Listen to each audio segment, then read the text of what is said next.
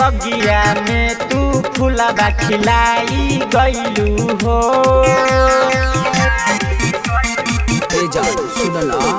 दिल के बगिया में तू फूलबा खिलाई गइलू हो। भइल कवन गलती जान भुलाइए गइलू हो। भइल कवन गलती जान भुलाइए गइलू हो। ऐ किरण, दिल में रहलू तू हमरे आस बन के, दिल में रहलू तू हमरे आस बन के, दे गलू धोखा अपन खास बन के। जिए से त मन भर गइल बा, तबो जिया तानी चिंता लाश बन के, तबो जिया तानी चिंता लाश बन के। प्यार में तोहरा पागल हम कब से बानी रानी हो। तोहरे चलते छोड़ले बानी खाना और पानी हो।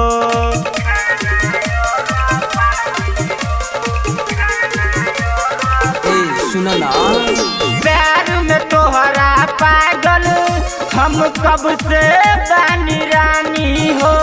तोहरे चलते छोड़ले बानी खाना और पानी हो।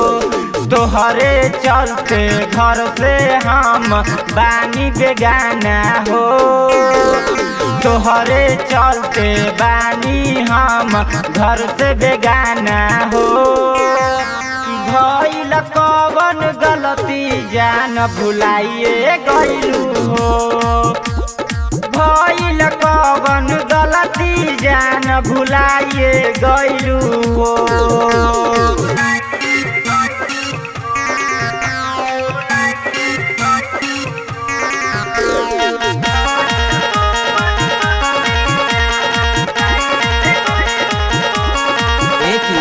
राइटर सुरेश कहे बात बाटे सही हो। लड़की सन के दिल न दीह तोड़ देबे सुन कहीं हो। ए किरण, किरण हथियार छोड़ देले बनी, एकर मतलब ही नहीं खे चलावलो भूल गइल बानी हो। बीकू विकास कहे बात बारे सही हो।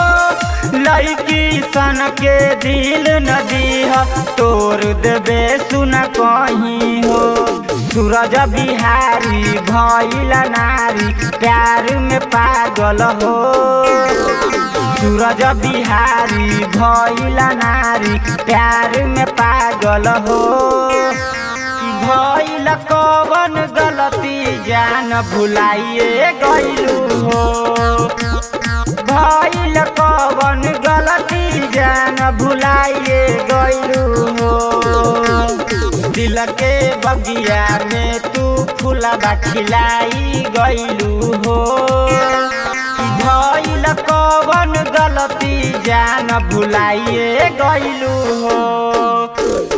भइल कवन गलती जान भुलाइए गइलू हो।